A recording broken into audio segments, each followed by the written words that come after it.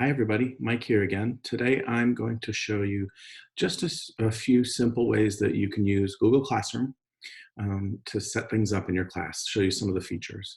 My biggest tip overall is to just explore, to find out what's there and how you might use it. It's kind of like one of those things where we learn to ride a bike, not by having somebody sit us down and telling us the rules of bike riding, but by jumping on the bike and riding it, falling off, making mistakes, approximations, and then figuring out how it goes. So I made my own little Google Classroom here. And the first thing I can see my class. I have a class code that I can share with people in my class. I also have to be able to make, I know, an email for each of the students in my class.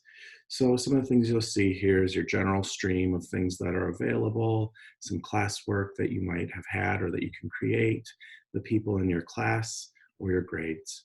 For right now, I think the most important thing in this time to focus on is kids learning as opposed to kids grading right now, although both are important. But for right now, focusing on learning is the big idea here. And our part of learning is thinking about the ways in which we can use Google Classroom to teach. So if I take a look here, classwork, say I want to set up a new assignment, I can click create, then I will have an assignment, and maybe I can call this writing workshop and the date. And then I might type in some very brief instructions or maybe even a teaching point. You know, say we're in a unit like the fairy tale unit that's coming up for third grade in a few weeks or months.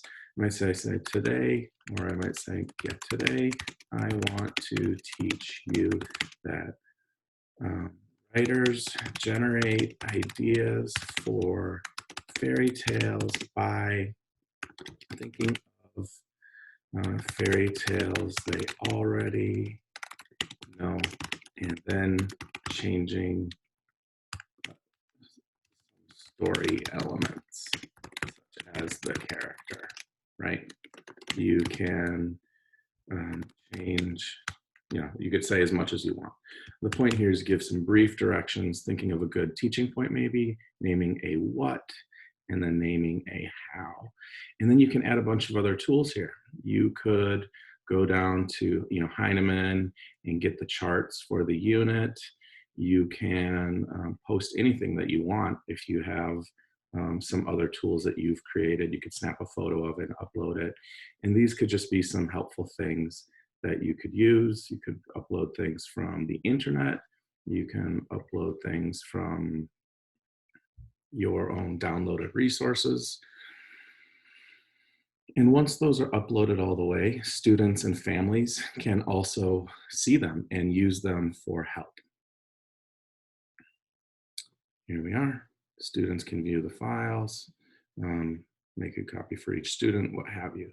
And then, if you want to work on some of these things, points or whatever it is, you're welcome to do those things. But for right now, I think the best thing to do is just get things set up in the classroom. And then once this is all good to go, there it is. My face is covering it in a sign. And now you have your new assignment right here. Just to show you some of the other things that are possible on this include you can upload YouTube videos. On YouTube, we have a number of videos already available also on Vimeo. This is, just go to TCRWP.